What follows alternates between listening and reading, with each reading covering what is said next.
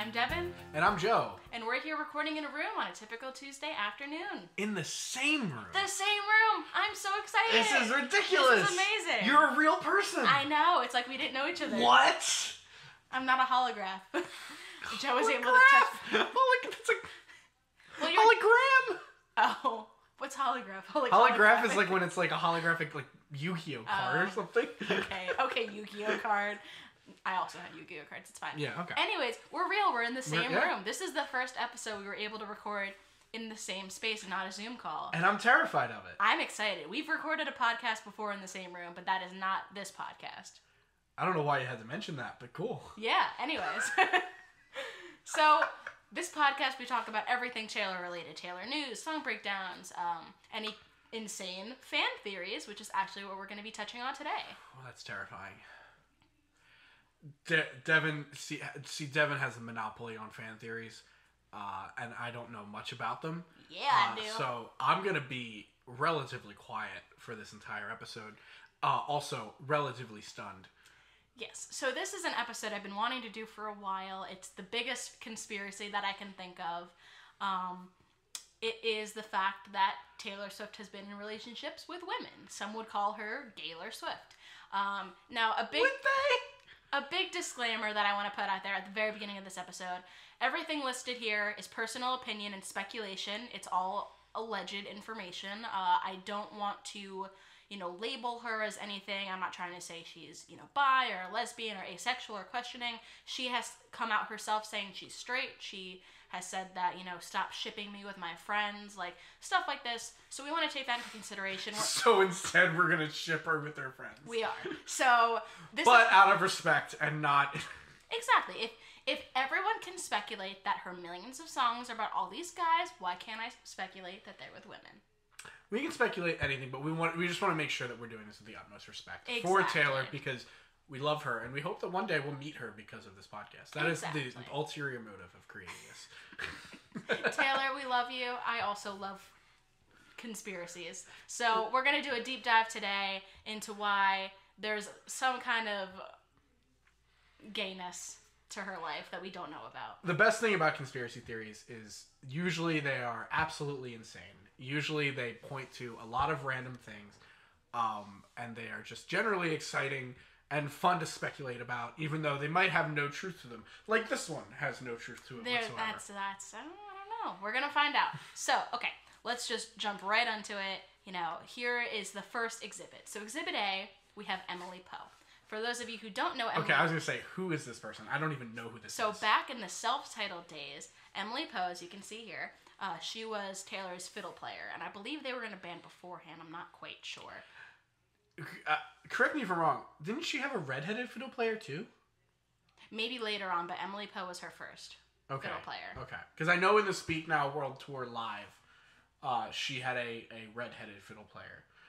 That was Speak Now. We're going to realize why Emily Poe just disappeared. Unfortunately, I may have just made your point. Yes. Anyways, so look at all these cute pictures. Oh, they're so cute together. Taylor Swift is a thing for blondes. I'm just going to say that now. Why? Wait. Why? How many blonde guys has she dated? Blonde guys? I mean, there's Joe. Is Joe blonde? I've never seen a picture of this Maybe man. I'm not going to lie. There's a picture of him later. But all the women that she has been speculated to date are blondes. Okay. So Exhibit A, Emily Poe. So after the release of Self-Titled, she spent most of her time on the road with her fiddle player, Emily Poe. And Taylor, this was the big MySpace era when MySpace was still a thing. And Taylor would mention Emily in like all of these MySpace posts. And she literally made a happy birthday post to the song Stolen by Dashboard Confessional with the lyrics, "You have stolen my heart." And the entire clip, imagine making a clip of all of these moments you've had together and then all these people holding up "I love you, Emily" signs and then ending it with her holding the sign and going, like mouthing "I love you." Would you make that for your closest friend, or do you think that that's a straight thing to do, to have everyone make this giant birthday video? I'm going to point out one thing. Okay. That I don't think is correct about society. But I do think there is a weird stigma going around in our society today, and especially back then, even more so back then, where girls, it's more acceptable for them to show affection to each other. Like, when I was in high school, I remember there were girls that would, like, sit on each other's laps. They would, like, hold hands as they walked down the hallway. And, like, they might have been bisexual, but obviously back then the climate was very different. Yes. But they might have been, they might not have been. If a guy did that... 100%. There's a whole different connotation. So I think... But imagine... the intention of putting Stolen by Dashboard Confessional in the background. I know 3 Dashboard Confessional songs. I don't know any. So really? Maybe, hands maybe down. Like Listen one. to Hands Down. Listen to Hands Down. It's great. Anyways, but imagine her going, oh, I love this girl. Like, if she's going to be like, oh, I love you as a friend, maybe like, you know, some different song. But the fact the lyrics are, you have stolen my heart. And at the end, those lyrics are repeating and she's like holding it. See, I don't know. Like... I can think of, like, female friends that I have had songs with. Not, like, they're our songs, but, like, with that much romantic connotation in the background? Yeah, well, every song has a lot of romantic connotation. Name a song that is just... that isn't by Queen. That is just about being best friends. There are not many. Like, most songs... I'm sorry, I'm going to take the devil's advocate on the side and argue against whatever Devon's putting. Okay. Just because that makes for a more interesting podcast. Yes. But... like, what songs... name a song that's about just being best friends that isn't You Are My Best Friend by Queen. He's my best friend for best friend. Do you have a best friend too? That sounds like a Sesame Street song. It's some song. Hello. But just, like, think about high school songs that you listen to. Like, every high school song was about, like, this deep-seated love for someone. Okay. Like, especially a Dashboard Confessional, especially a Mayday Parade, a Fall Out Boy. Like, all of those style songs that we listened to growing up, there were, like, overt, ridiculous romantic themes regardless. Like, there weren't, like Fall Out Boy wasn't out there going, you're my best friend and I really want to sing a song about you. Okay. I guess the closest is, like, they had Grenade Jumper. Sorry, I'm going into Fall Out Boy here. But there was a song that they did. It was, Hey, Chris, I know it's what was it? You were my only friend, and I know I didn't say it before, but I love you back. Like, there was that, but like that, I don't know. This is a different context. So we're only on slide 1, so you got to stop talking. Okay, you're right. Anyways, sorry. So that's just the beginning of it. The other abundance of MySpace posts. Anyways, so what happens next? Oh, Emily is randomly kicked off of the tour. This I can't argue against. So they performed for one last time in 2008, right before Fearless was released, and then she was fired or just booted off the tour. How does that work? So rumors are that Taylor's management was afraid of what is ever going on between them would ruin her reputation, trademarked by Taylor Swift. So in VHS's pop-up commentary of, like, our song when the music video is playing, you see all these little things like, they fired her, no reason was given to Emily, and a new fiddle player was hired immediately. Taylor never talked to her again. That's the redheaded fiddle Exactly. Player. But you have to wonder, like, why is this in 2008 when, you know, gay culture wasn't really that accepted and popular at the time, just, like, known, why this girl was just booted out in this Republican country theme. Yeah, 2008 was the end of Bush, starting Obama. So I'm going to talk about songs that were influenced by each of these women, or allegedly inspired by each of these women. Emily had more, but this was the one that I think stood out the most. So I pointed out Breathe, the lyrics in question, I see your face in my mind as I drive away, because none of us thought it was going to end that way. So talking about the song, Swift says, it's a song about having to say goodbye to somebody, but it never blames anyone. Sometimes that's the most difficult part, when it's nobody's fault. Sounds like she still has feelings. No? But about what? It could be about anyone. I can't breathe without you, but I have to. It could be about Drew. Who knows? I think that...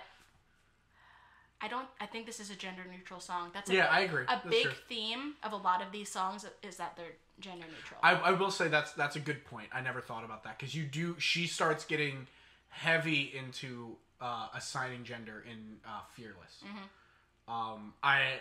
not that I've done any research on this because you Yeah. wanted to spring this on me Mm-hmm. as much as humanly possible. Yes. I have not seen any of these slides. But notice that how they fire a fiddle player that Taylor loves deeply, and then Fearless all of a sudden has all these he's and male pronouns. I'm trying to think of like what a fiddle player could do to get fired. Like what in that job can happen. Yeah, and I mean she's doing really well for herself now. I think she's like a lawyer or something, so she's doing good. What a resume! Exactly. So we come into the good concept of beards. So beard number 1 is Joe Jonas. Wait. Define beard. Okay, so for those who don't know what a beard is if someone is in a closeted relationship, a beard is basically a cover-up. So this is like a publicity stunt. It's like what I do to cover up my weird chin. Exactly. It's like a beard is basically just covering up what is like just a PR thing. Usually it's defined as like a male-on-male relationship because obviously beards. Yeah. I've never heard it in this context. But That's so why a beard, exactly. A beard is distracting from whatever was going on at the time. And I'm gonna say this before I get into anything else in this episode. Taylor Swift is one of the most intentional people. Yeah. Would you say so? 100%. 100%. Tree Payne, her publicist, fantastic publicist. I thought you said T-Pain, and No. I got so Tree excited. Payne, Paine. Why? Anyway. She's a phenomenal PR person. She doesn't come in later, but publicity she's fantastic at. But anyways, so Joe Jonas comes in. A great distraction from whatever happened with Emily Poe, would you say? Taylor dated Joe at the peak of the Jonas Brothers' fame at the time. Great publicity before releasing Fearless. Mm-hmm. All of the pictures of them are at events. Wait. Did they break up before Fearless? I think so. Because wasn't White... Yeah, I was going to say, because White Horse is about Joe. Yeah. Well, it's about the breakup thing, the 27-second phone call. And I feel like, and Forever and Always was, too. Yes, exactly. Yeah. So, Joe needed publicity. Taylor needed a boyfriend to cover up whatever was happening. And if you think that any of these relationships back in 2008 were actually real, like Selena and like Nick and all this stuff, it was all publicity. It's all to just be like, hey, we're gonna couple these 2 young kids together. They're only seen at events. Like That's it's like insane. It's basically like middle school boyfriends where it's like, oh, we're like dating, like we go out to like things together, but like you're not actually dating. This relationship brought to you by the Disney Channel. Exactly. Anyways, so we come into Exhibit B, which is where things start to get juicy. Emily Poe is just like a little teaser into the world. Now we get into Dianna Agron, aka Swiftgron, is what the fandom calls them. So they meet. That sounds like a Pokemon. They meet. This is a little further back, or no, because we're in 2008. So now a little flash forward. They meet September 5th, 2011, at a flea market with mutual friends. So there's some tweets from Dianna that are like a little very nice, very friendly. Taylor looks all kinds of 70s beautiful, and I love a hat. Great job, Vogue magazine and Taylor Swift. And then she posts this list on Twitter, and she goes, oh, inspired by lovelies, not afraid to make lists or be happy. And she lists all these people that make her happy, Taylor Swift included. All right, but what are the other people?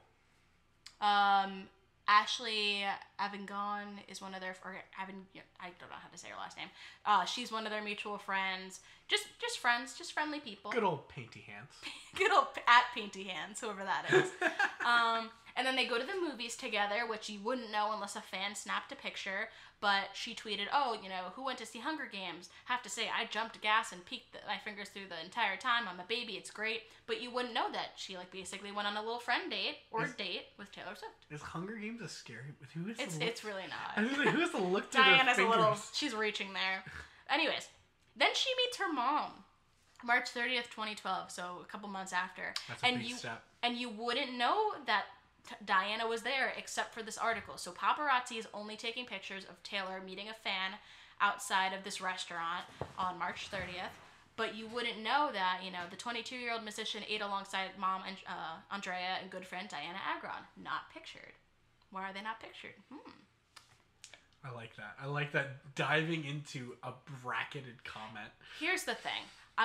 This comes later, but when we talk about Karlie Kloss, because we're going to go all into Karlie Kloss, there's a Tumblr page called Kaylor Evidence. This is where I got most of my information from. I want to make sure I give credit. They all have these interesting names together? Yes. Okay, cool. So there is just so much information that I could not even put into this PowerPoint because just the fact that they're together so much is crazy. And I tried to pick out the most important information that, like, you would believe, because I didn't want to make this, like, a 3-hour long episode. I wanted to condense it. So we're going to keep going. Now Dianna goes on Jimmy Kimmel, and he asks, oh, you know, there's this love triangle between you, Taylor Swift, and Tim Tebow. And he's like, oh, like, are you dating Tim Tebow? And she's like, no, we talked for, like, 10 minutes, and, you know, Jimmy Kimmel makes fun, and he's like, oh, 10 minutes, like, you guys must be dating then, ha ha ha. And then he asks, well, how does Taylor Swift work into this love triangle? Like, are you dating her? And she goes, no, but, like, wouldn't that be juicy? And then she looks into the camera, and she goes, hi, Taylor, and then blows her a kiss. That sounds like a comedy-esque method. It's a comedy-esque method, but, like, the fact that she did it, like, hi, Taylor, knowing full well if they actually were in a relationship, this is juicy. I think if Taylor had done that, it would have been a very different story. But I think because Taylor obviously does everything with intention. Exactly. I don't know if that extends to her so-called significant others. Anyway, we come to the next slide. So she tweets initially. Yeah, that's my hashtag. She initially tweeted #DateMe along with this message saying, playing dress up, baking cookies, posting pictures on Twitter, dancing in the kitchen, kissing this cat, and that's her cat. And then she said #DateMe, but then deleted the tweet and then changed it to @DateMe. And what does that mean? Who's date me? @DateMe. I think they just didn't want it to be like, oh, it's like @DateMe instead of like #DateMe. Okay. Because the hashtag's more intentional. The @ could be someone's Twitter account. Then we have the Glee incident. So Taylor Swift tweets, so I might have an inside source at Glee who is telling me, watch tonight, we're going to do your song. I hope this source is right. So basically, the episode in question, Dianna Agron's character, Quinn, ends up hooking up with this other girl, Naya Rivera's character, Santana. And Taylor's song was never in the episode at all. So why was Taylor Swift told to watch this episode of her alleged girlfriend hooking up with another girl? Basically, if her source was Dianna, she basically tricked her into watching her hook up with a girl. And that was probably a sore spot for her because Dianna and Naya actually used to hook up in real life. So, I'm going to say this. That's weird. Is there's no way a show like Glee wouldn't have reached out to... they need to get the rights to her team, song. Yeah. So, like, there's no way Taylor could be surprised with one of her songs on Glee. So, I mean, I will say it's a very weird situation, but I don't understand, like... So then here's the thing. If she really wasn't surprised or whatever, why did she delete her tweet immediately after the episode launched and then tweet out, oh, you know, these people were my Valentines, can't wait to see you on tour, and like a picture of her tour crew? I mean, that's a weird... I don't have an answer for you. It's a weird coincidence. I don't know if that immediately points to Gaylor. I mean, but the fact of the episode of, you know, Diana's character hooking up with another girl. Was she just trying to garner jealousy? Probably. From a fictitious show? Who knows? I don't know their intention. I'm just stating what I have in front of me. Okay. So the next part is the downfall. So now Stars Daily puts out this article saying Taylor Swift's in a new relationship, but it's not what you expected, basically alleging that her and Dianna are in this relationship together. And it's a completely fake article based on, like, you know, just fan theories. But it was written April 16th, 2013. And then April 23rd, this one Twitter user with 46,000 followers tweeted, so apparently Taylor Swift and Dianna Agron are dating. Sorry, Brangelina, you just got taken over as the world's hottest couple. So now, with this, you know, starting to gain traction, this is where things start to go downhill, and they're like, ooh, wait, this is getting too serious, this is getting too public, people might find out, we need to reel it back. So this is what I saw on Tumblr. This is one of those things that I'm not really sure if I believe personally, but I'll just read it in context. As mentioned previously, one of my sources knows people associated with the Glee cast, so before we get into the songs, I want to preface this that I've received word that from that source, and another reliable source, that Dianna proposed to Taylor in early 2013, most likely a last-ditch effort.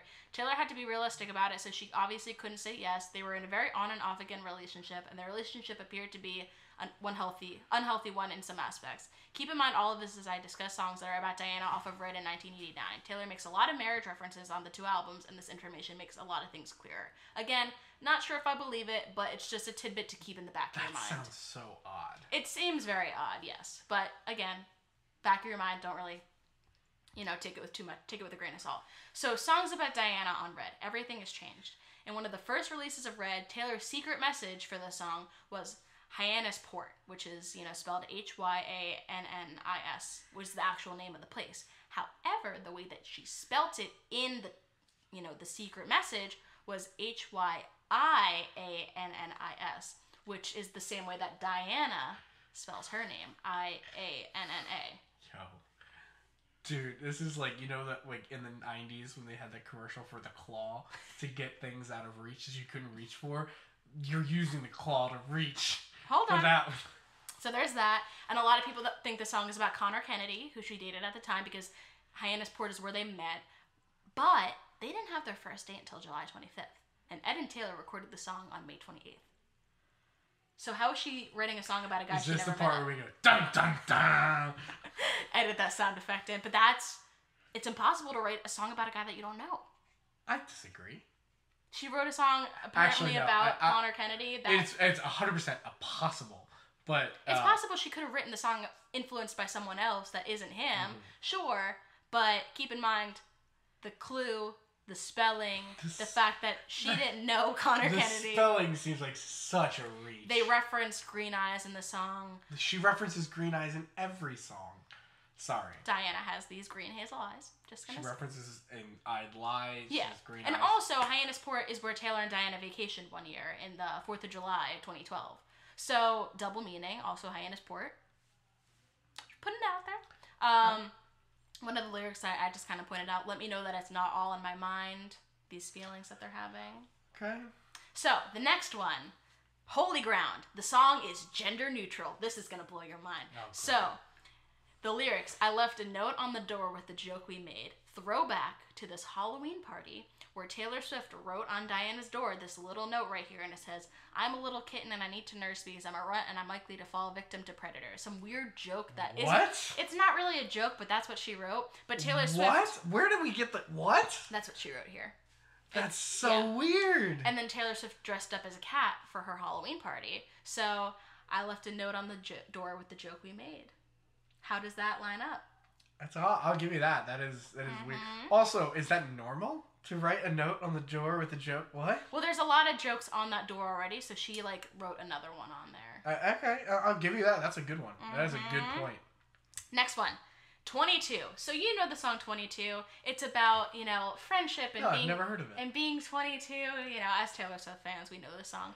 In the secret message, there's 5 different friends that she lists out, one of them being Dianna.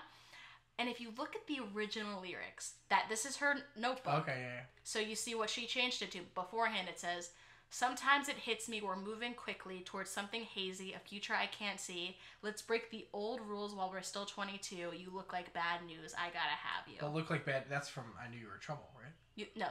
You look like bad news, I gotta have you is one of the lyrics that ends up going into the song. I don't know why I thought that was I Knew You Were Trouble. It sounds like Knew You Were But Trouble. if you ignore the video and all the woo, ha, 22, if you listen to the lyrics and then we won't be sleeping and I gotta have you, the meaning of the song completely changes. I don't like that because that song, to me, I like that as a nice reprieve from a romantic song. That's just a nice party anthem, nothing with romance. But initially, she meant it to be something with a romance, and then when Dianna was asked if the song was about her, she was like, oh, I can't say. Interesting. Next song. Come Back, Be Here. So Taylor wrote the song over the course of a few days with the same person she wrote Treacherous with, which is also a song we're going to touch on next. So Taylor talks about New York and London in the song, and while she was writing it, Dianna was going to the Met Gala in New York, which Taylor didn't go to that year, and then a day later, Dianna went to London with Naya Rivera. So, guess you're in London today, New York, be here, but you're in London, and I break down. It's also a gender-neutral song. I don't like this. We're starting to convince Joe. Okay, next song, Treacherous. Now, this one doesn't have exact, references to Dianna Agron, but the song itself is very gay, and you cannot deny that. It's interesting, because this is one of the songs I remember when I was in college and it came out. I remember reading some kind of newspaper article about the fact that this song is the most scandalous song that she has put out. And think about it. Think about a romantic love that you can't have. Put your lips close to mine as long as they don't touch. Yeah. It's about a forbidden love, This slope is treacherous. This path is reckless. I like it. Nothing safe is worth the drive, and I'll follow you home. I don't like including that lyric in this. Well, it's also gender neutral. It is gender neutral. But the fact that this, this love that you can't requite, what's the word? You can't give back in person, and it's secret, and, you know, it's treacherous, but I like it. Mm-hmm. I'm smug. Okay. I'm going to fight you on this one. Next song, Stay, Stay, Stay. This is I only included it because of that little tidbit in the back of our minds about marriage. The fact that she says, oh, you know, it's been occurring to me that I'd like to hang out with you for my whole life. And it also fits the nature of their alleged, you know, on and off relationship. To me, this song doesn't feel gender neutral. It is gender neutral. It doesn't feel it because of a marriage, but is that It's not even that. No. It's not because of that. It's, for some reason, and this is a weird thing for me to harp on or think of, but the line, you come in wearing a football helmet, to me... Okay.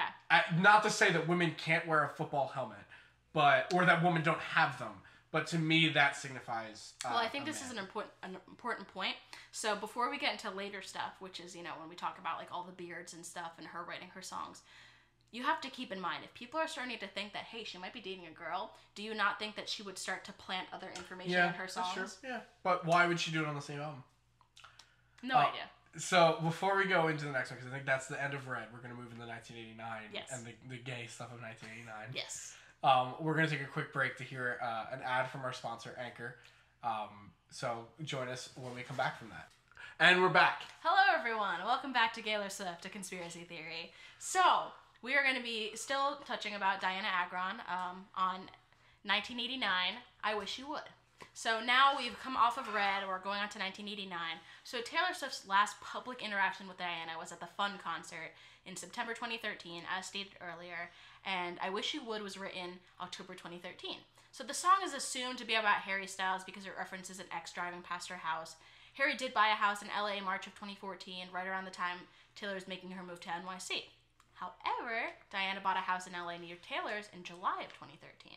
And the fact, I'm just going to say this, the gayest line, we're a crooked love in a straight-lined gown. Explain that. A crooked love? A not straight-line gown? All heteronormative right. Society? Anyone? Right. Anyone? All right, that's a good one. A lot of the things is, or a good point to mention, is that a lot of the lyrics in the song, it's 2 a.m. It's 2 a.m. in my room, in your car, 2 a.m. here we are. It's a lot of 2 a.m. references, and why is that so important? Well, Dianna Agron would film Glee, and she would get out really late, and that's when they would hang out. I'm going to argue against this one. Okay. Because of the research that I've been doing for future episodes. Okay. 2 a.m. is the most stated time that she uses in all of her songs.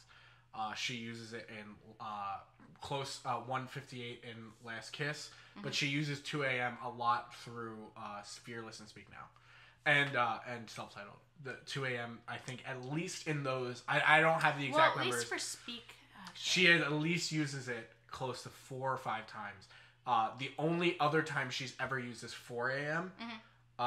Which was in Red. Okay. 4 a.m. a separate day, blah, blah, blah. But most of the time, when she references a time at night, it's 2 a.m. So I'm going to refute that has no meaning here whatsoever. I think it's just she likes using that time, and she likes the cadence in lyrics that time allows her. All right. I'm sorry. I just have to. I have to butt in a little bit with some refutations. So now we're on Clean. And so, like I mentioned earlier, I think Taylor and Dianna broke up like April of 2013. According to Imogen Heap, who recorded the song Clean with Taylor in February of 2014, Taylor only had one verse and the chorus written when she got there. So the rest of the song was written during that session, which means the 10-month sober line was written 10 months after their breakup. They did see each other at the Fun concert, but Taylor also says in the song months and months of back and forth, meaning they were very on and off. But also, the thing that you cannot refute, this is the imagery that she used for Clean. This is when they hung out one time with a couple of their friends. Do you see the there's a clear similarity there, yeah. Mm-hmm. Interesting. Yeah, I can get now we go on to the last... No, there's one more. So the next song is Wonderland. And this is unequivocally about Dianna Agron, and I'm going to explain why. So the number of references to Dianna in the song is crazy. Cheshire's Cat Smile and We Found Wonderland are references to Alice in Wonderland, which Dianna is a giant fan of. You can see it when she posts about it. She's posted about it. I don't have the references here, but she's posted about it. She loves... Everyone loves that. Oh. We Fell Down the Rabbit Hole. That was Dianna's Tumblr URL. Was literally at We Fell Down the Rabbit Hole. All right, that's damning. Curious Minds, Too in Love to Think Straight. To think straight, everyone. You search the world for something to make you feel like what we had. So Dianna went traveling after their breakup with this guy Derek Blasberg, which the things this man must know, crazy. And in the end, in Wonderland, we both went mad. Dianna has a "We're All Mad Here" tattoo. I will say, 2014. That's about this. It was probably 2012 to 2013 is when she was writing this song. Mm-hmm. Everyone loved that. I feel like every girl I grew up with loved. Yes, but if you know that this girl has literally her Tumblr and a tattoo. I will give you that. The Tumblr is insane. And Taylor's a big Tumblr girl. Taylor's a big Tumblr girl. So the fact that it's on the deluxe album too, kind of, pushes it down to not get as much attention from other people just because of how obvious Even the song though it was is. one of the best songs on the It was, track. But better than New Romantics. But we're gonna talk about it. Wasn't one of their most streamed songs. So she did it purposely. She did it. Yeah, she had a reason. Now this is an interesting one. I know places. If you saw the tour, she literally just comes out of all these different doors coming out of the closet. Literally the entire song is just her coming out of doors. So a lot of people think the song's about Harry, but I don't really think calling the paparazzi to come take pictures of you constitutes as hiding or trying to keep a relationship private or safe. It also doesn't really make sense to be about Karlie, but it kind of fits now. Dianna was sneaking out of back doors and sneaking into her place late at night. It's about a closeted relationship. She literally walked out of closets, and it mentions green eyes. Dianna has hazel green eyes, like I said. Harry does as well, but I really don't think it's about Harry. I will point to the fact that she references only 2 colors of eyes in all of her songs. She references green and blue. But you can't discount everything else. I can't discount everything else, but I will, again, I'm just trying to look at it objectively. Yeah. Mm-hmm. When you point out a fact that is, like, the 2 a.m. thing, she only ever references green eyes in I'd Lie, she references green eyes in Sparks Fly. Mm-hmm. Like, she references green eyes almost all the time, unless she's talking about blue eyes. Yes. And then what was the other thing you said? That they're sneaking out of back doors. Sneaking out of back doors. She references that with everything else too. Like she comes to reference that in Lover with Cruel Summer. Yep. Like she references sneaking. Oh, we're gonna get to that. We're gonna get to that later. She references sneaking around when it comes to love in a lot of different ways. So I don't know. I think there are a lot of credible points you're making. I think I'm gonna point out that those 2 are the least credible of the points that you are making. Okay, now a hot take. We're going to talk about style and how that might be about Dianna Agron. Now, you might be saying to yourself, this song is about Harry Styles. It is aggressively not gender neutral. Obviously, but is it? So we know Dianna had a very on and off relationship with Taylor, and apparently they got word that when they were off, they would see or hook up with other people. Style is about an on and off relationship. And Taylor writes, I heard that you've been out and about with some other girl. What I've heard is true, but I can't stop thinking about you. And I said, I've been there too a few times. Taylor and Harry were never on and off. Their whole relationship was like only a month, and he ended it early, and that was that. And Taylor also references driving late at night in the song, which you're gonna refute is she always references. That's all the time. Red, All Too Well. What was the one? Headlights, Death by a Thousand Cuts. So that's it for Dianna's songs. Now we're going to go into her second beard, which is Conor Kennedy. Taylor gets a beard. The Kennedys get another real estate deal. It's simple math. That's good. September 16th, Taylor is papped. It's just an interesting verb. She was seen to be, with the last time with Conor Kennedy, they broke up apparently in like October. And then the next one is Harry Styles. Beard number 3. Oh, that was it for that one? That was it for Conor Kennedy. Okay, all right. That's just, he was... Honestly, he's one of the most forgettable people she's ever dated. Look at this picture of them. Why is Dianna with them? Interesting. So, April 16th, Harry confirmed that he and Taylor exchanged numbers, that they're just friends. September 6th, Popstar reported that Harry and his bandmates watched Taylor's final MTV Music Video Awards rehearsal. They all ate together afterwards, and then Harry and Taylor both took photos with their fans. Good photo ops. November 7th, Taylor wears this paper airplane necklace that seems to match Harry's, but there are different. Hers is a little bit wider. It's interesting that she wore it because it comes up later in a music video purposefully. Who knows? I like how you're quick to point out there's like a really subtle difference here. So that means that they're not in a relationship. But then you point out these other things that are like subtle. There's a really subtle similarity, and that means they are in a relationship. Sorry, I'm poking holes in your logic, and that's what I'm here for. Well, December 2nd, they're photographed together at the zoo in Central Park. The night they had dinner with their mutual friend Ann Sheeran and Harry's mom and stepdad. It's such a weird combination of people. It is. What? It's reported to be their second date. So in December, with a chaperone, with parental chaperones and a random third party chaperone. Yes. Oh, we're gonna talk about chaperones later. Okay, so I knew you were trouble. People think it's about Harry, obviously, because she's seen leaving, you know, after they broke up on their vacation, and she tweeted like immediately afterwards, "Till you put me down," to tie the two events together. Now, we're going to go into my favorite, Karlie Kloss. Look at them. Before I even get into evidence, look at them. Look at them. This looks like every post that I've ever seen. Why do they look like they're at a wedding for their Vogue photo shoot? I mean, to be fair, I haven't seen many Vogue photo shoots. But this looks like every MySpace page of girl best friends in high school that I've ever seen. So, this picture, I've seen this 1,000 times. I've seen girls holding hands all the time. So, because I wanted to keep this shorter, if you look on the Kaylor evidence, you know, sheet, there's like 5, or not 5. There's look like it's an FBI There's 3 different master posts just detailing all of their like outings together, and the fact that they always hold hands and they're always touching each other and looking at each other like with love in their eyes and all this stuff. But anyways, so before we get into it, I'm gonna go to my other PowerPoint because I have 2. This is about reputation, but 2 PowerPoints. But there's a good explanation about why. I can't get over that picture. I can't get over that picture. So, where is it? Okay.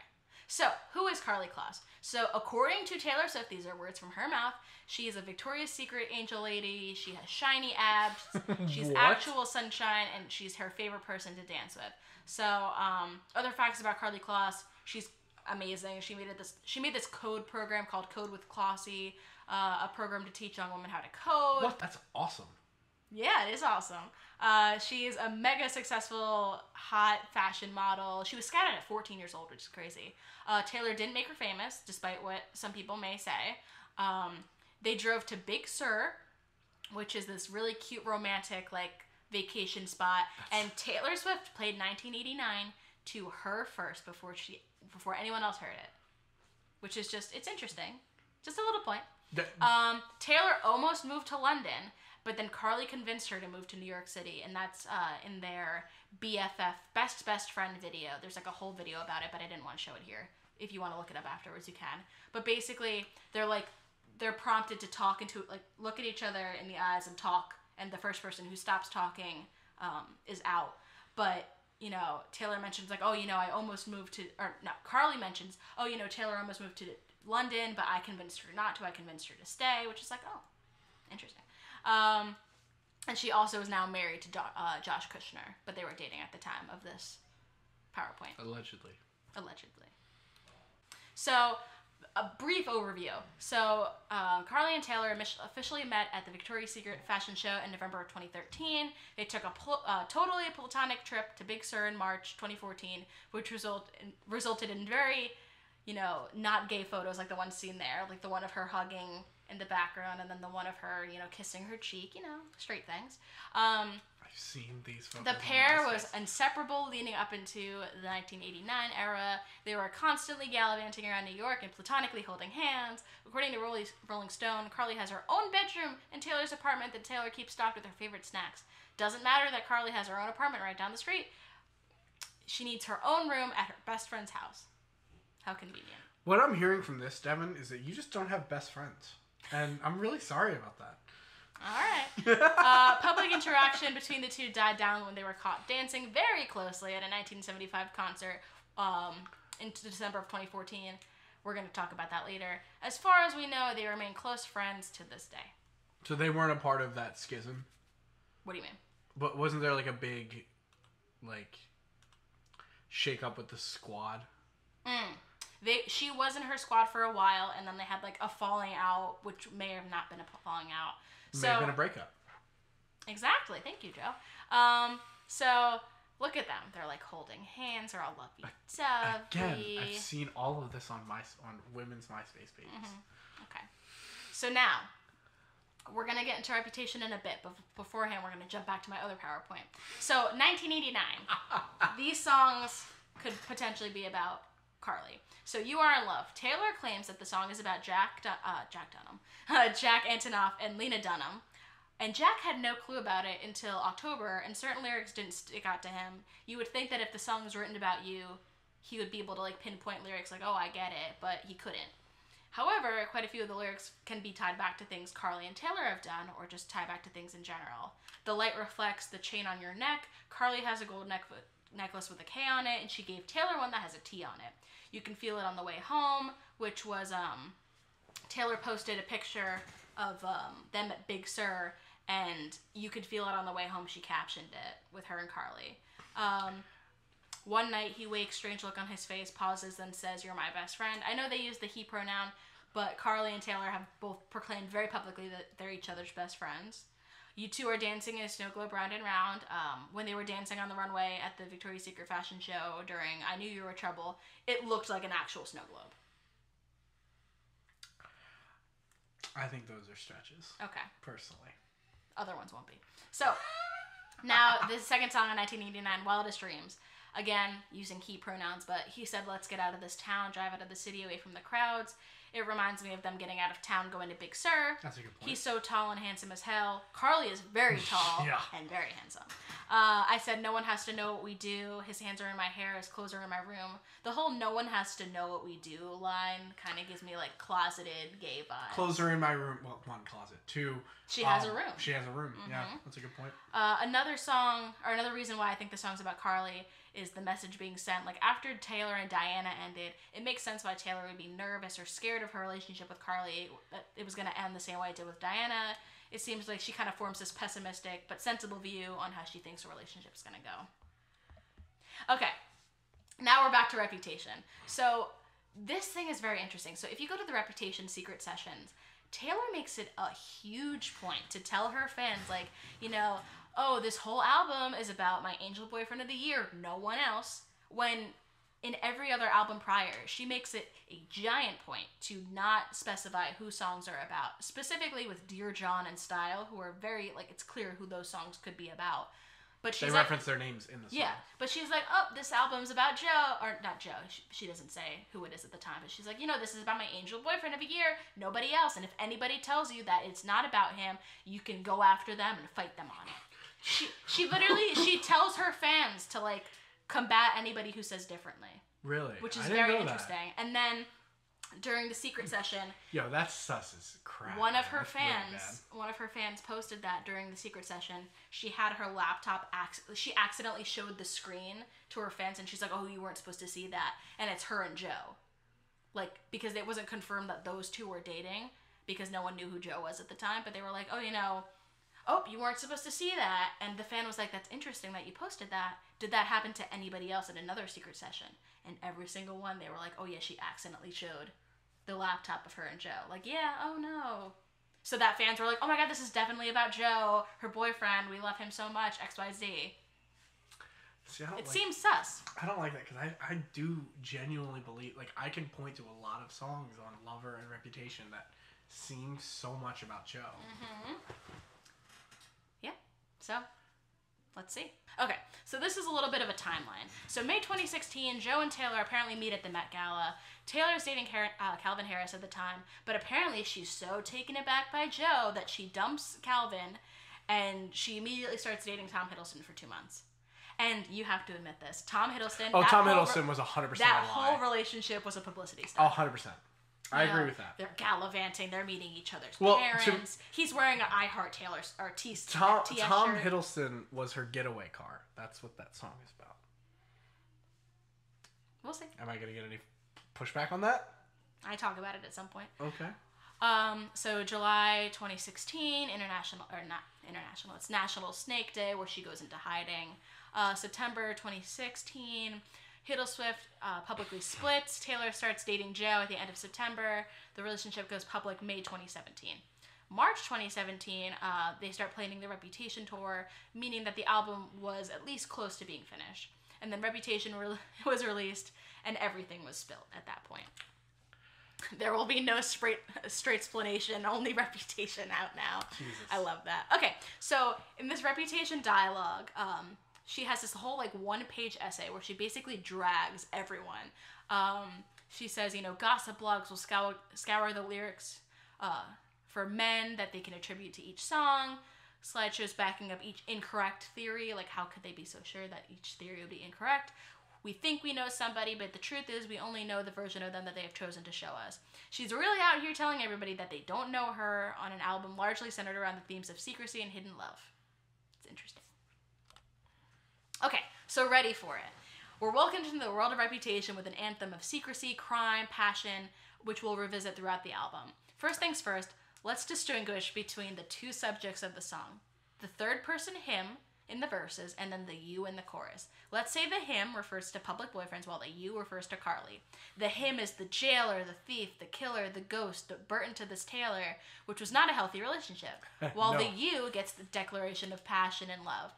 Some boys are trying too hard. He don't try at all, though. She's not interested in any boys, so it doesn't matter that the beer doesn't try at all, which we'll see with Calvin later on. Touch me and you'll never be alone. Her public boyfriend will be hounded by paparazzi and gain exposure. The entire chorus, she's pining for this love that she can't have now, but she knows they'll be together in the long run, so I'll take my time. I know I'm going to be with you, so I'll take my time. And no one has to know. No one has to know. Interesting. So the music video. It's the first romantic song on the album, so it was a surprise when the music video about island breezes ended up with this live-action anime, basically, in this music video. So none of the Reputation music videos have like a heterosexual love interest, which is very interesting. There's been plenty of discourse surrounding the meaning of the two Taylors in the video. You have this dark black hooded one that's her fake media persona, which the true Taylor, which is the one on the white horse, is trapped. And fake Taylor is keeping real Taylor in her glass box, which represents how Taylor feels constrained by her public images. The two personas volleyed for power until finally the real Taylor is able to break through the box with her voice. Then we go to Endgame. So the big Reputation hook. Joe doesn't have a big reputation, especially before he started dating Taylor. But you know who does have a big reputation? Karlie Kloss. I didn't know who Karlie Kloss was before Taylor. A big fashion industry maven. It's because you don't know anything about fashion. That's true. That's very true. We're wearing the same shirt. So, exactly. We love Paramore. We love Hayley Williams. Anyways, you and me would be a big conversation. White girl with a white dude. That's a good point. Both unmarried. What's the big deal about it? Maybe if Taylor started dating Leonardo DiCaprio or Justin Bieber, that'd be a bigger conversation. I don't know. I feel like every relationship Taylor's in is a big conversation. Yeah, but apparently but I would agree. Her and Karlie Kloss would be a bigger conversation. America's sweetheart who started in country music. If she was dating a woman, that'd be a big conversation. Yeah, that'd be a big conversation, yeah. And the song is about a forever relationship, about a person she's been dating for a few months at best. Taylor has a reputation for falling fast, but she's a grown adult. The fact that she's talking about this forever love, and literally her and Joe started dating a couple months before. She always talks about forever love, though. Every time. And then it's like your body is gold is a potential reference to the golden tattoo and dress, but we'll get to that later. And then literally, this is a good example. So Karlie liked a photo of Taylor's on Instagram, and it literally made L.com. Like, they literally wrote an entire article about Karlie Kloss liking a post. That would be a big conversation. The fact that literally just that made an article. Seems like a stretch. So then you get to the Endgame music video. So the song is about finding the one, so naturally we were expecting this love interest. When the video came out, there was no clear sign of a romantic interest at all. The only men she interacts with are Ed and Future. But subtle signs may point to a female love interest. For example, this girl in dark jeans and Nikes is seating next to Taylor. The girl is featured prominently throughout the video. She's literally wearing a rainbow dress and kissing girls on the cheek on what looks like to be a New Year's Eve party. Someone else talked about this, but I can't find the post. But Taylor not wearing red lipstick in the Endgame music video while singing "Here's the Truth from My Red Lips" is probably to indicate that she's withholding the truth or not sharing every single detail about her life, which suits the Reputation theme. True. I don't think that immediately goes to this. So I did something bad. It's not about Karlie, but it's about Taylor's general distaste and use of men for her personal gain. I think it's also meant to be satire, like many of the songs. I never trusted Playboy, but they love me. It's pretty self-explanatory. I play them like a violin, and I make it look so easy. Older guys are just playthings for her to use. I fly them all around the world, and I let them think they saved me. Taylor and Tom very publicly flew around the world together, and, they gained a lot of attention and mockery from the media. If a man talks blank, then I know him nothing. This could be in response to many situations, Kim Ye, Calvin Harris's temper tantrum, and, all of this stuff. Yeah. This isn't about Karlie. I didn't say anything about That's true. No, you're right. Okay. So then, don't blame me. The line, I would fall from grace just to touch your face. Trip of my life, a Big Sur reference potentially. Halo, hiding my obsession. They met at the Victoria's Secret fashion show when Karlie was a literal angel. I was once Poison Ivy, but now I'm your Daisy. So Karlie literally Instagrammed this picture with the caption, best road trip ever, and tagged Taylor Swift as the Daisy. And Taylor sketched this very similar Daisy in the Reputation booklet. Uh-huh. Bonus, Karlie was wearing this Daisy in her hair in a bunch of pictures over several days. Here she is wearing it while declaring her love for Taylor. My name is whatever you decide. I'll give it to you, man. This sounds like a conspiracy theory. It is a conspiracy theory. Exactly. But yeah, the fact that she was literally tagged as the Daisy. Tagged as the Daisy. Okay. Delicate is gender neutral, so jot that down. It's you must like me for me, not he must like me for me. Okay, so third floor on the west side, me and you. Karlie's New York City apartment is on the west side. The master bedroom is on the third floor. I'm not going to post the master plan here, but it's true. Dark jeans and your Nikes. Karlie used to be an ambassador for Nike. Oh, damn, never seen that color blue. Karlie's eyes can appear green or blue. Taylor's been wearing a lot of rainbows this era. She wears a rainbow dress for the rep tour performance of Delicate. It's true that the gays don't own the rainbow, but it's also impossible to be living in the year of Lord 2018 and not understand the gay connotations of a rainbow. Especially Taylor Swift, who's very aware of her public perception. I don't know. We'll probably talk about this more when we do the breakdown of Delicate in early 2021, but I still think that song is clearly about being friends with benefits with Joe. That one is that's a song that I'm very feel like I think I have the meaning of it down. So here's the thing. Sometimes when I look into your eyes, I pretend you're mine all the damn time. I've always asked myself for the explanation that the fans have for it, because to me that screams Kaylor. I once read that it's so cute because when he goes to work, she has to share him with the world, and oh, that's not healthy. She's trying to sell a healthy relationship, but that's a lie. When he's away, he's still Taylor Swift's boyfriend.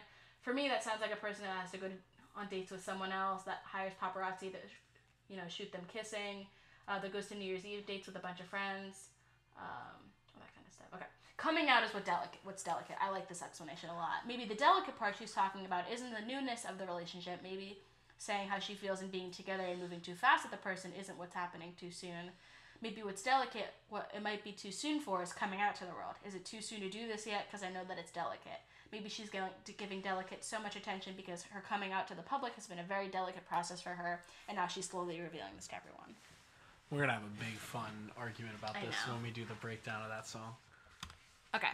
So then the Delicate music video. So everyone was anticipating this to be like a soft, wholesome, heterosexual music video. But instead, we got a video where Taylor is literally invisible, being her best self. Ooh, that was a good music video. Away from the public eye, and has an off-screen, ungendered love interest.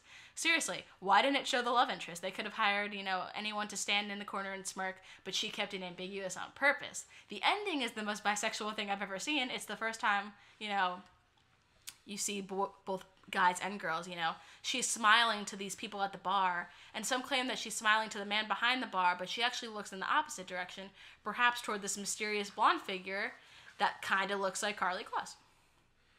And then some have speculated that the Golden Gopher, the bar at the music video, is a gay bar, but there's not enough evidence for that. I like the idea that when she was creating this music video, she said, can we hire someone who looks vaguely like Karlie Kloss? Mm-hmm. She went to, Joseph Kahn? And was like, can we do this? I don't know, because I think, if she did, if that was the case, I feel like it would have already come out then. There's no way that many people who's involved in a music video could come up with that and it not be a big thing coming out. Anyway. So It Goes is also a lyric in 1989 to We're in Love, which is another song widely speculated to be about Karlie. Gold Cage, Hostage to My Feelings. The closet can feel like a cage, and Taylor feels trapped by her public persona. You Make Everyone Disappear. We break down a little, but when you get me alone, it's so simple. Being unable to be together in public puts a strain on the relationship, but it makes sense when they're alone. Wear You Like a Necklace. You know, the K and the T matching pendants. Get caught up in a moment, lipstick on your face. I like this lyric in particular because we don't know if Taylor's referencing the lipstick on her face or her lover's face. That's a good point. And there's also this picture of her wiping off something on her face that looks like a red mark, which could be lipstick. Could be. Okay, gorgeous. First things first, the song is a bop and a half, and if you don't like it, you're allergic to fun. That's what the author said. That being said, let's start with the title. Gorgeous. A traditionally feminine adjective, even the lyric video is hot pink. I get it, gender is a social construct, words can't be gendered, I feel you. Let's move on. If the song is about Joe, why was it written after they met, after the Met Gala, and several weeks before they started dating? Refer to making of a song screenshot in the next slide. I'm not even going to mention that she has an all-female group of dancers during the song on tour because that has nothing to do with the album. So, he's in the club doing I don't know what, and I haven't seen him in a couple of months, which are the original lyrics, are both telling she's out of touch with her public boyfriend. I think that's about Calvin Harris, though. Her public boyfriend, Yeah, Calvin Harris. Boyfriend. Yeah, you're right. You should think about the consequence of you touching my hand in a darkened room. Tom Hiddleston. You know, secret moments in a crowded room. If you've got a girlfriend, I'm jealous of her, but if you're single, it's honestly worse. If her crush is single, Taylor won't know if she's into girls. Like, if you have a girlfriend, I'm jealous, but if you're single, it's worse because I can't tell if you're into girls or not. I interpret that in a very different way. Mm-hmm. There's nothing I hate more than what I can't have. In what world can Taylor, hottest girl in the world, Swift, not have any man she wants? I mean, I feel like, I don't know. You're so cool, I hate you. You're so cool, it makes me hate you so much. You're so gorgeous, it makes me so mad. I'm so furious. This is literally just her being a baby about hating girls that she thought were too pretty because she couldn't be attracted to them. And then the original lyrics were, I'm so curious, what's it like making me feel this way? Curious? It's the arrow pointing to gay, exclamation point. Okay, so then Getaway Car. This song can be taken as a metaphor for bearding. Let's distinguish between the you and the he in the song. The he is likely Calvin Harris. Sometime into the relationship, Calvin poisoned the well by getting papped at a happy ending massage parlor and generally looking miserable when they were together. Taylor was about to release an album full of love songs and she needed a male figure to fill the role of her muse.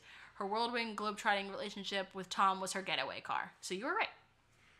The ties are black, the lies are white. A reminder that Taylor is not immune to bending the truth from time to time. But you didn't see it and I didn't mean it. Of course she wasn't into it. She was in love with someone else. A circus ain't a love story. The media circus surrounding her public straight relationships does not constitute a real romantic relationship. She's telling you it's all fake and that the three of them were a sideshow. Okay, Dancing with Their Hands Tied. This is really important to know what Kissgate is. So Kissgate is this big conspiracy at the 1975 concert. So basically, Taylor, Karlie, Lily Aldridge, and a few other pals head to the 1975 concert in New York City. There's rumors going around that Taylor was romantically linked to Matt Healy, who was the 1975's lead singer. It's a good PR deal. You know, they're wearing each other's merch leading up to the show. The 1975 gets exposure in America. Taylor gets a bad boy to spice up her good girl image. So the girls head over to the concert. Everything's fine, except the fact that they are drunk. I suddenly understand why Rep has all these alcohol references. They are wasted. So Exhibit B.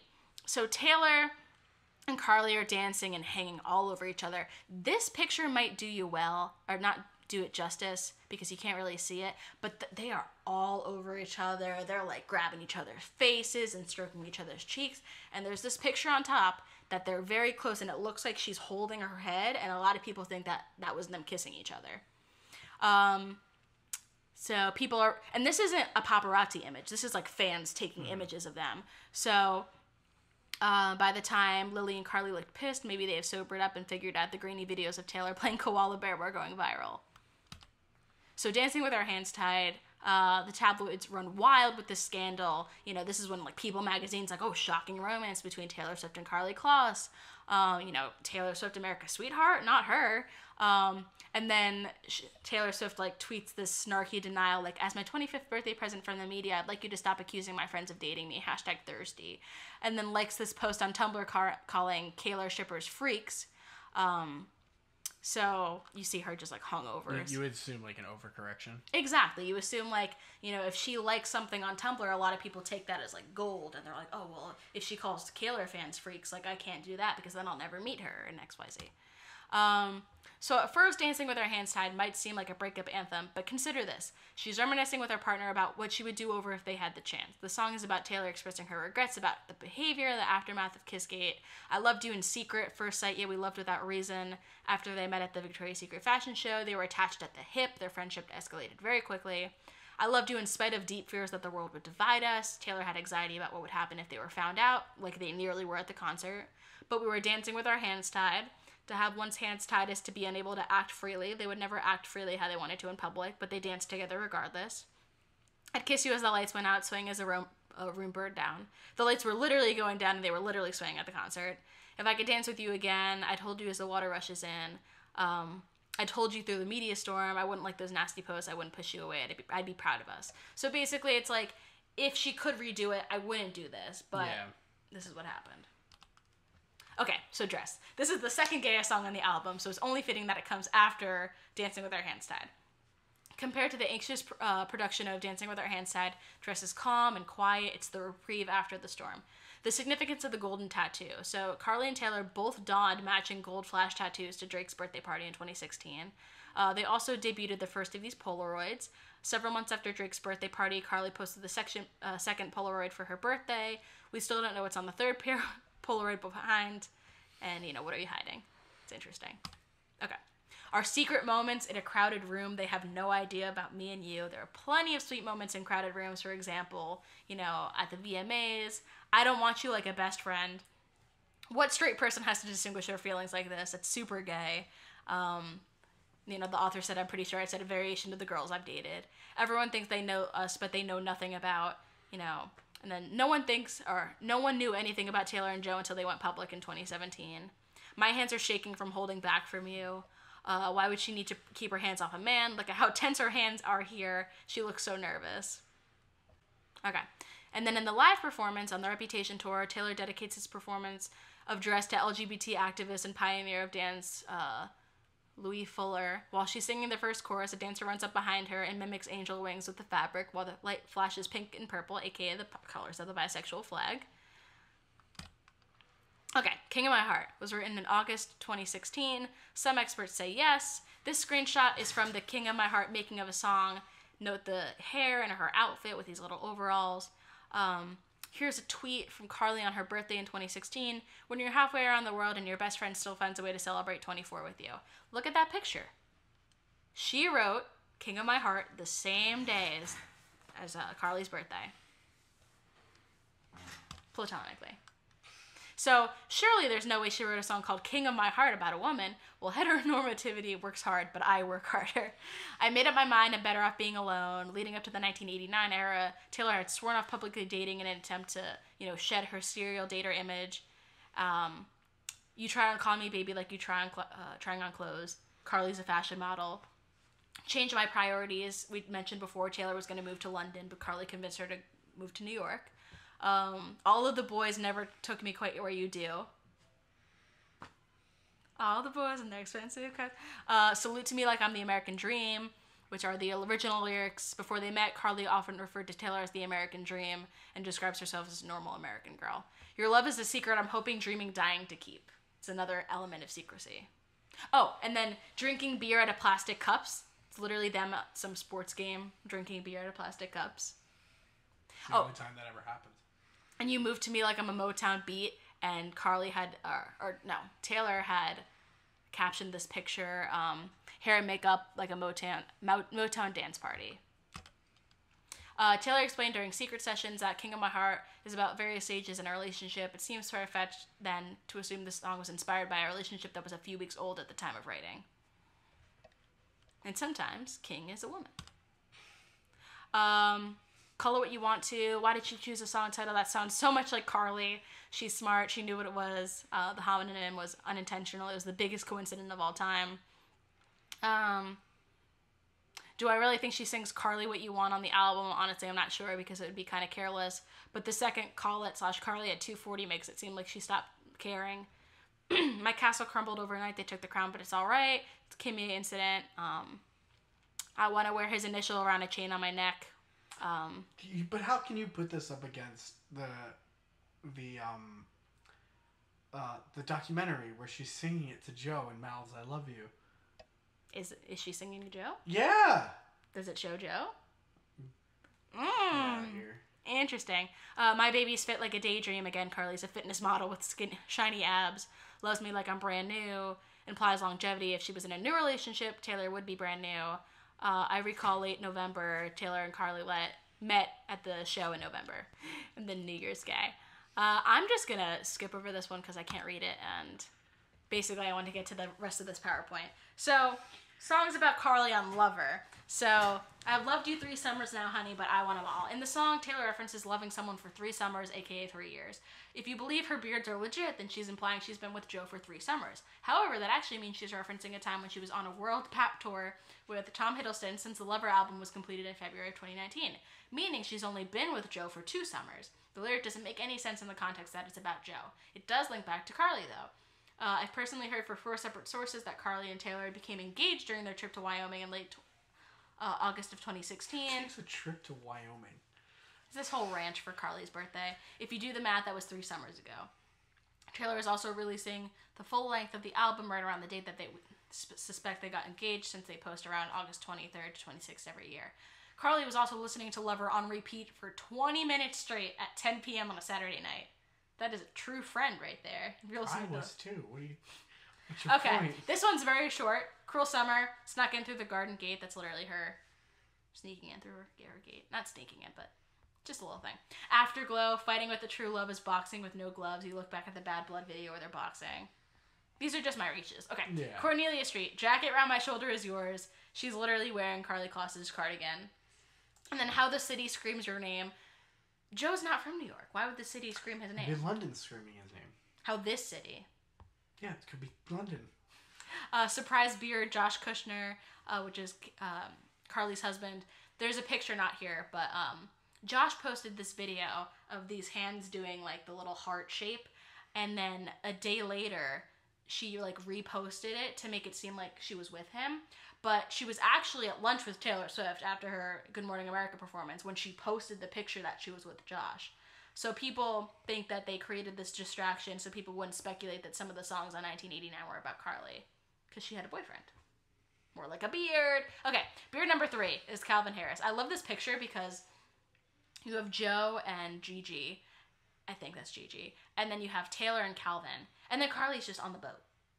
Why would she third wheel or fifth wheel these 2 couples?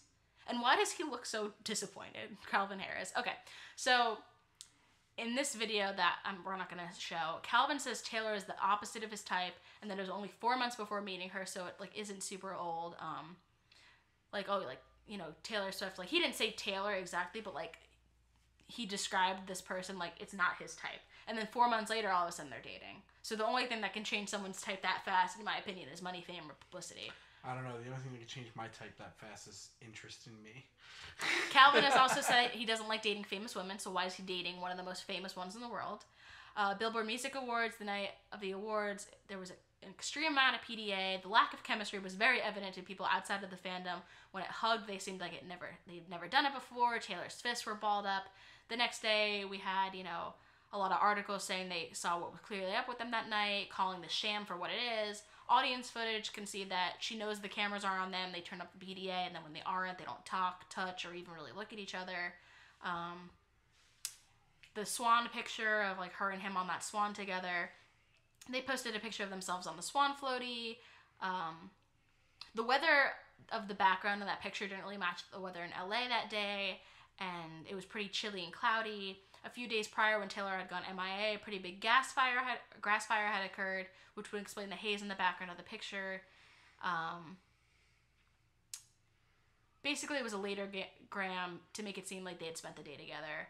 And it was their debut on Instagram as a couple. So then the massage parlor picture. So on September 8th, Calvin was seen at this Thai massage parlor where people go to get their happy ending. These pictures were set up by him and his team in an attempt to get out of this stunt and ended up blowing up in their face when the media started reporting on October 12th that he had cheated. Taylor hopped on Tumblr to defend him, and Calvin posted on Twitter about how he would sue for defamation of character. Taylor wasn't going to let him get out of this contract that easily. She had to get at least 1 year or longer and prove to the world that she can keep a man. So she dragged him out to Miami on October 30th, where he looked angry the entire time while in the audience, and then ended up leaving early to catch a flight back to LA 45 minutes before her. At the Grammys, Calvin was snapping the studio, showing everyone that he was working on the biggest night of Taylor's career. If they aren't actually dating, it doesn't make any sense why he wasn't there, or at least watching. We found a pattern that Taylor does not stunt and perform at important personal events, like this. Her best friend Brittany, he wasn't there either. At the iHeart Music Awards, they attended together, and he really looked bored. They arrived separately.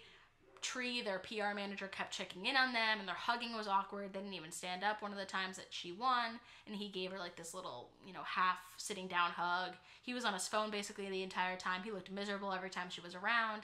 It's known that he doesn't like award shows, but this was perfectly fine and smiling when he's talking to Kelly Osbourne and his buddies during the commercial breaks. She thanked him during her speech, and his face he was just like, okay. She just sounds like a bad boyfriend. Calvin was also sitting on his phone during her acceptance speech. Even or Entertainment Tonight caught on to the fact that he didn't thank her back. He thanked Diplo instead when he won an award. It was just a messy night. Taylor was really trying. He was not.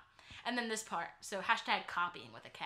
So the only thing I will say about Karlie is after watching this unfold, Taylor and Calvin copied almost everything Taylor and Karlie have done. Other than a Vogue cover in the Knicks basketball game, everything's been copied. They've taken it to the extent of writing TS and AW in the sand on the Bahamas trip, like Karlie wrote for her and Taylor Swift's name in the sand during their Big Sur road trip. Beard number 4, Tom Hiddleston. There's no explanation needed. That man was a beard and a half. Yeah, that was. I wouldn't call it a beard, but he was just this publicity stunt. Relationship, yeah.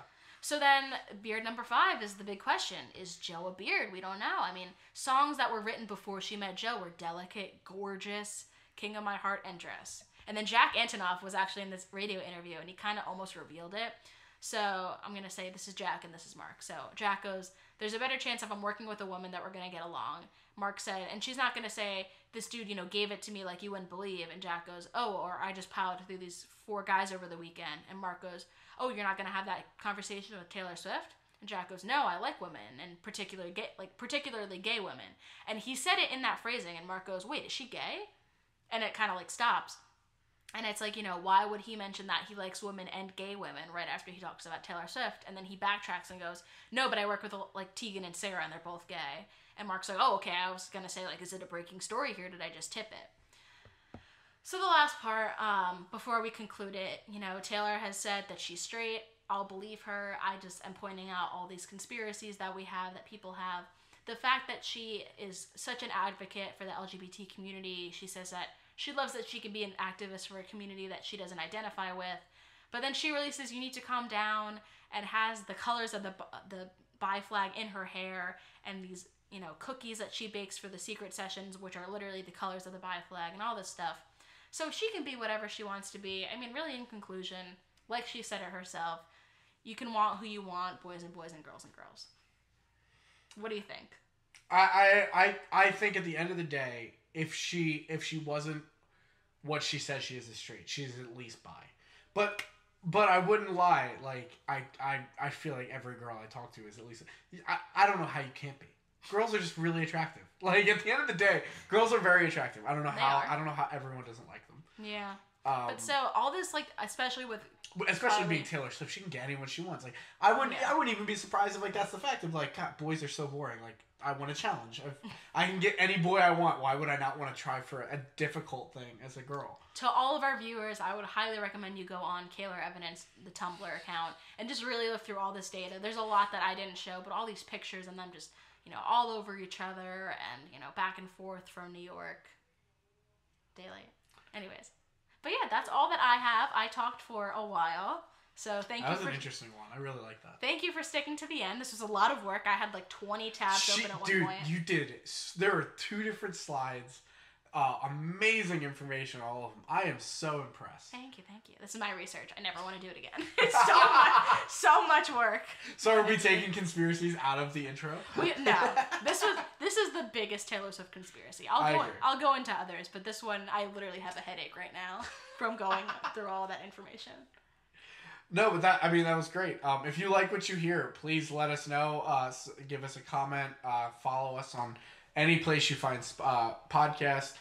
Give us a review, 5-star review on Apple. Let us know what you think. If you have feedback, we'd love to hear it. If you have any other conspiracies you want us to go over, let us know. Definitely. You can follow us on social media. We're on Twitter, Facebook, Instagram at We Need to Calm Down Podcast, WNTCD Podcast on Twitter. And we're also on YouTube, so you can see the fact that we're wearing matching Paramore shirts on YouTube if you're watching. But yeah. Yeah, I think that's basically it. We'll see you next week. Come back. We'll be here.